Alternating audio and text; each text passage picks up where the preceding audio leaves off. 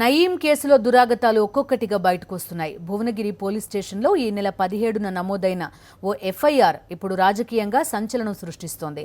గంప నాగేంద్ర అనే ఓ వ్యాపారి తనను బెదిరించినట్టు పోలీసులకు ఫిర్యాదు చేశారు. ఈ కంప్లైంట్లో చాలా సంచలన విషయాలు వెల్లడించాడు నాగేంద్ర. తనను 5 కోట్లు అడిగారని, తాను ఫోన్ స్విచ్ ఆఫ్ చేసుకుంటే తన పక్కింటి వారికి ఎమ్మెల్సీ విద్యాసాగర్ ఫోన్ చేసి తనను కాంటాక్ట్ చేశారని పోలీసులకు తెలిపారు. ఎమ్మెల్సీ విద్యాసాగర్ తనతో మాట్లాడి నయీంతో మాట్లాడాలని సూచించారని పోలీసులకు నాగేంద్ర తెలిపారు. 5 కోట్లు ఇవ్వకపోతే కొడుకుని హతమారుస్తామంటూ బెదిరించారని, పైగా దాన్ని యాక్సిడెంట్గా చిత్రీకరిస్తామని బెదిరించినట్టు నాగేంద్ర తెలిపారు. గతంలో కోమటిరెడ్డి కొడుకును కూడా చంపేసి యాక్సిడెంట్గా చిత్రీకరించామని, అలాగే తన కొడుకుని కూడా హతమారుస్తామని నయీం బెదిరించినట్టు నాగేంద్ర తెలిపారు. ఈ కేసుకు సంబంధించి మరిన్ని వివరాలు మా కరెస్పాండెంట్ ఇస్మాయిల్ అందిస్తారు. ఇస్మాయిల్, చెప్పండి, ఇవి నిజంగానే సంచలన వ్యాఖ్యలు నాగేంద్ర చేసినవి, ఏమన్నారు ఆయన? డెఫినెట్ గా నాగేంద్ర అనేటువంటి గణప నాగేంద్ర అనేటువంటి ఒక వ్యక్తి ఈ రోజు భువనగిరి పోలీసులను ఆశ్రయించారు. ప్రధానంగా గతంలో తనను నయీం బెదిరించాడంటూ ఆయన కొన్ని ఆడియో టేపులను కూడా, ఏదైతే ఫోన్ రికార్డ్ కాల్స్ ఉన్నాయో అవి కూడా భువనగిరి పోలీసులకు ఇచ్చినటువంటి పరిస్థితి. ఆయన ఇచ్చినటువంటి కంప్లైంట్ లో తనకు ఏదైతే భువనగిరిలో కొన్ని బిజినెసెస్ ఉన్నాయని, దానికి సంబంధించి తనను డబ్బులు డిమాండ్ చేశారు. ముందుగా 5 కోట్ల రూపాయలు ఇవ్వాలని చెప్పేసి పాషం యాదగిరి, సుధాకర్ ఇద్దరు కూడా తనను బెదిరించారు. ఫస్ట్ ఆ తర్వాత నయీం దగ్గరికి కూడా తనను తీసుకెళ్లారు.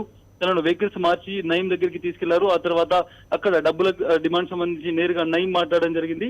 అయితే అక్కడ నుంచి వచ్చిన తర్వాత నేను 5 కోట్ల రూపాయలు ఇవ్వలేని పరిస్థితిలో ఫోన్ స్విచ్ ఆఫ్ చేసుకున్నానని, ఈ సమయంలో ఫోన్ తాను స్విచ్ ఆఫ్ చేసుకుంటే ఒక ఎమ్మెల్సీ నేతి విద్యాసాగర్ తనకు ఫోన్ చేశారని, తనకు తెలిసిన వాళ్లకు ఫోన్ చేసి నేను ఫోన్ ఆన్ లో పెట్టాలని చెప్పారు.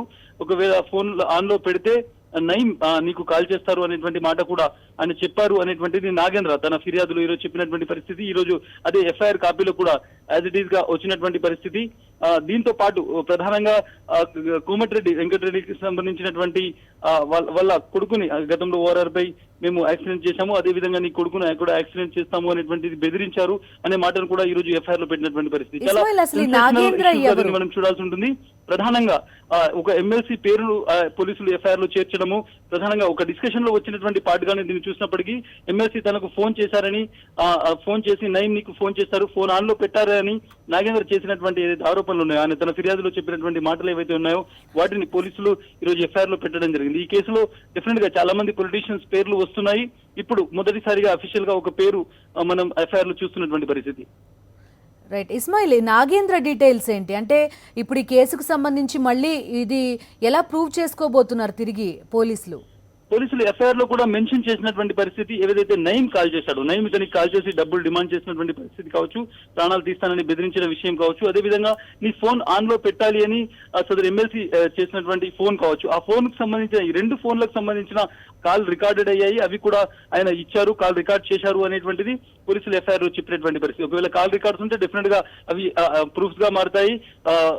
ఎటువంటి సంబంధాలు ఆ ఎమ్మెల్సీకి నయీంతో ఉన్నాయి, ఆయన నయీం ఫోన్ చేస్తారని ఈ నాగేంద్రకు ఎందుకు చెప్పారు, ఇవన్నీ క్వశ్చన్స్ కూడా డెఫినెట్ గా పోలీసుల ఇన్వెస్టిగేషన్ లో దీన్ని ముందు వచ్చేటువంటి పరిస్థితి. ఇప్పుడు ఈ ఎఫ్ఐఆర్ లో అధికార పార్టీకి సంబంధించినటువంటి ఎమ్మెల్సీ పేరు రావడం అనేటువంటిది ఈ కేసులో ఒక కొత్త కోణంగా చూడాల్సి ఉంటుంది. అదేవిధంగా కోమటిరెడ్డి వెంకటరెడ్డి కుమారుడి యాక్సిడెంట్ కి సంబంధించి కూడా ఈ ఎఫ్ఐఆర్ కాపీలో ఇష్యూ వచ్చినందున ఆ కేసును మళ్ళీ ఓపెన్ చేస్తారా, ఆ సంఘటన ఏం జరిగింది అనేటువంటిది కూడా ఇప్పుడు చాలా సంచలనంగా మారేటువంటి అవకాశం ఉంది. రైట్ ఇస్మాయిల్, ఇప్పుడు మళ్ళీ మీరు చెప్పినట్టు దర్యాప్తు మొదటి నుంచి చేసే అవకాశం ఉందా? ఈ యాక్సిడెంట్ కేసుకు సంబంధించి ఇన్నాళ్ళు ఇది పూర్తిగా కొత్త కోణం. డెఫినెట్ గా ఈ ఏదైతే ఈ మొత్తం నయీం సంబంధించి ఈ రోజు చాలా డెవలప్మెంట్స్ మనం చూస్తున్నాం. బట్ ఈ ఎఫ్ఐఆర్ లో పోలీసులు నాగేంద్ర అనేటువంటి ఒక వ్యక్తి ఎవరైతే ఇచ్చారో, కంప్లైంట్ ఇచ్చారో, ఆయన కంప్లైంట్ లో చెప్పిన అంశాలుగానే మనం దీన్ని చూసినప్పటికీ డెఫినెట్ గా తనకు ప్రాణ భయం ఉంది అని చెప్పి ఫోన్ స్విచ్ ఆఫ్ చేసుకున్నాను, నయీం కాల్స్ వస్తాయని చెప్పి ఫోన్ స్విచ్ ఆఫ్ చేసుకున్నప్పుడు ఒక ఎమ్మెల్సీ నేతి విద్యాసాగర్ తనకు ఫోన్ చేసి, తన ఫ్రెండ్ ఫోన్ చేసి మీరు ఫోన్ ఆన్ లో పెట్టండి, నయీం మీకు ఫోన్ చేస్తారు అనేటువంటి మాట చెప్పడం అనేటువంటి డెఫినెట్లీ ఈ కేసులో ఒక మలుపుగా మనం చూడాల్సి ఉంటుంది. దీన్ని ఒక సెకండ్ స్టేజ్ లెవెల్ కి ఇన్వెస్టిగేషన్ తీసుకెళ్లేటువంటి అవకాశం ఉంది.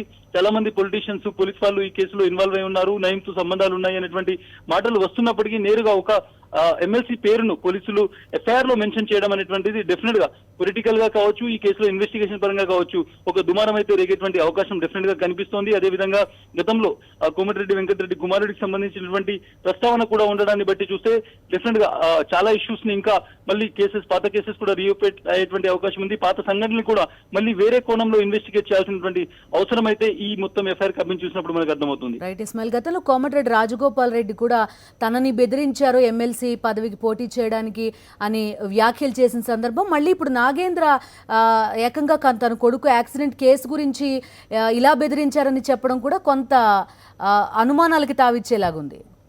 సో డెఫినెట్ గా గతంలో జరిగిన నీ కుమారుడిని మేము యాక్సిడెంట్ లో చంపేస్తాము, అది యాక్సిడెంట్ గా చిత్రీకరిస్తాము, గతంలో కోమటిరెడ్డి వెంకటరెడ్డి కుమారునికి సంబంధించి ఇలా చేశాము అనేటువంటిది నయం చెప్పాడు. నయం పాచం యాదగిరి కావచ్చు, వీళ్ళు బెదిరించారు అనేటువంటిది ఈ రోజు నాగేంద్ర ఇచ్చినటువంటి కంప్లైంట్ లో ఉన్నటువంటి అంశం. దీంతో పాటుగా ఫోన్ స్విచ్ ఆఫ్ చేసుకున్నప్పుడు ఎమ్మెల్సీ ఫోన్ చేసి పక్క వ్యక్తి ఫోన్ చేసి ఆ నాగేంద్ర ఫోన్ స్విచ్ ఆన్ లో పెట్టాలని ఈ రోజు నయం ఫోన్ చేస్తారని కూడా చెప్పినట్టు ఇవి రెండు అంశాలు కూడా డెఫినెట్ గా కేసును ఒక సెకండ్ స్టేజ్ కు తీసుకెళ్తున్నాయి. ఇన్వాల్వ్మెంట్ అనేటువంటిది ఎంత డైరెక్ట్ ఉంది, ఎంత పెద్ద యాక్సిడెంట్, ఎంత పెద్ద సంఘటనలు వీళ్ళు చేశారు అనేటువంటిది ఇప్పుడు అన్ఫోల్డ్ అవుతున్నటువంటి పరిస్థితి. సో ఈ కేసులో ఇప్పుడు నాగేంద్ర ఇచ్చినటువంటి కంప్లైంట్ కావచ్చు, లేకుంటే పోలీసులు చేసినటువంటి ఎఫ్ఐఆర్ కావచ్చు, డెఫినెట్ గా చాలా కీలకమైనటువంటి మలుపుగా మనం దీన్ని చూడాల్సి ఉంటుంది. బట్ పోలీసులు ఇప్పుడు సిట్ చేస్తున్నటువంటి ఇన్వెస్టిగేషన్ లో ఫర్దర్ గా వాళ్ళు ఎవరైనా పిలుస్తారా, దీనికి సంబంధించి ఇంకేమైనా అరెస్టులు ఉంటాయా, పొలిటికల్ గా ఎటువంటి అంశాలు రాబోతున్నాయనేటువంటిది మాత్రం డెఫినెట్ గా ఒక సంచలనంగానే మనం దీన్ని చూడాల్సి ఉంటుంది. Right Ismail, thank you.